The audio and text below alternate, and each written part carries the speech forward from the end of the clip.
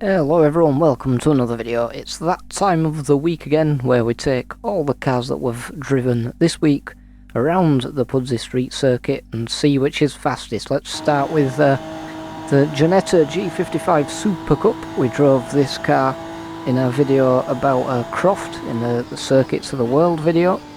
And yeah, we're going to see what this can do in terms of where it's going to come on the leaderboard. I'm not sure, to be honest. I imagine it's going to be somewhere around where the old BTCC cars are. It has a little bit more power, but a little bit more weight as well. So yeah, we'll see what happens. But we come through into the Asda section of the track. Then it sticks quite well through here. Actually, it's basically it's like an entry-level GT4 car, a little bit slower than a GT4.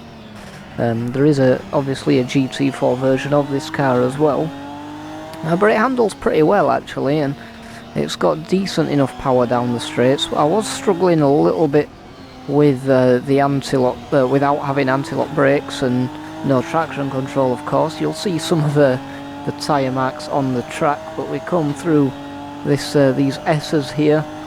I still need some corner names for this track, so if you have any ideas of any names we could give to these corners, then do let me know. But we come through the last corner then, at the end of the junction, just getting up onto the curb there, so that we lost a bit of time there, but we power down then this main road. I'm going to call this the Council Estate Straight, because we've got a council estate to the left of us, and I'm sure they'll be very much enjoying watching this car fly around the streets of Pudsey. But we cross the finish line. It's a 1:39.3, so it is a little bit quicker than those old touring cars we had last week. But we move on then to the Ferrari 458 GTE. We're getting my numbers right, and we drove this in the duel against the Formula 4 car. Now, this being a GTE car, I'm expecting it might just be up there with the Aston DBR9, the old GT1 car. I don't think it quite has as much power, but I would assume the handling's a little bit better. We'll just have to see as we charge up here, and then faint left onto the downhill section. Very easy to lock up the brakes here, as there you can hear a big tyre squeal as we lock up the brakes into the Asda section, looking for that tree for the late Apex car. Going a bit sideways round there, nice. As we come into Asda 1, and then brake hard down into first for Asda 2. That's what I decided to call those corners, since they're in the Asda section of the track. As we go left, then back up near that kind of mini roundabout, and then down here past the petrol station, or the petty station, as we like to call it, into the S's. Get as close to that barrier as you dare, and then you can brake kind of where that guardrail starts. Again, uphill braking. You can see some tyre marks there where I had some pretty big lockups.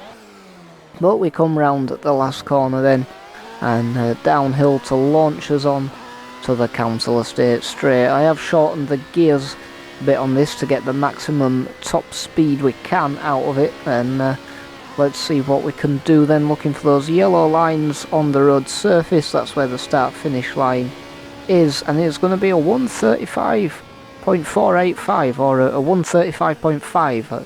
I generally tend to round to the nearest tenth here, so in its own little world really. But we move on then to the Bradley Project 8, or the Bentley Speed 8 that we drove in our video about Le Mans. So I'm looking forward to driving this. This should be a new lap record, I think, and even on this practice lap we've pretty much broken the lap record, so looking forward to see just how quick this thing can go. But a bit of tyre scrubbing as we turn in there. It doesn't really like kind of going anywhere under 30 miles an hour, doesn't this car?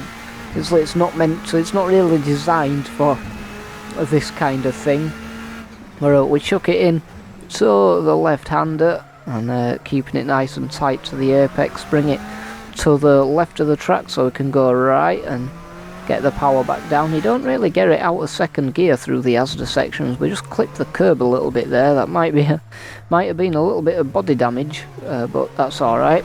as we come back up the hill then into the left-hander around back where the mini roundabout is, and then round this left-hander past the petrol station once again, the petty station, and we're gonna go through the S's then, get as close to the barrier. Oh, a bit too close there as we just clipped it, braking at the guardrail up the hill into the junction, and we go right, clipping that little curb there again. Want to avoid that in this car, it's so low to the ground, it just really hates the curbs, but this is where it's gonna make up all its time now as we blast through the council estate straight, once again looking for the yellow line on the road surface. What's it going to be for the Bentley? A 126.8, and that is quite definitely a new lap record, so that's pretty awesome. So yeah, looking at the times then, the Bentley Speed 8 takes the overall lap record, nearly 2 seconds quicker than the Ford Transit Supervan. I think the Peugeot 908, I think that were a bit of a slower mod, a bit of a rubbish mod, so I'm going to find another mod for that and redo that lap time. And then we have, yeah, the Ferrari kind of in its own little world, not quite close, not as close as I thought it'd be to the DBR9, and then the Ginetta were a good second, nearly 2 seconds quicker than the old BTCC cars, and quicker than the Aston Martin road car as well, so nice. That's pretty decent time for the Ginetta Super Cup. I'm quite impressed with that. But yeah, obviously this is all a bit of fun. There's a lot more lap times in these cars around this circuit, but this little series isn't really about grinding for lap time. It's just about going full send and having a bit of fun. So yeah, hope you enjoyed it. Thanks for watching, and I'll see you in the next video.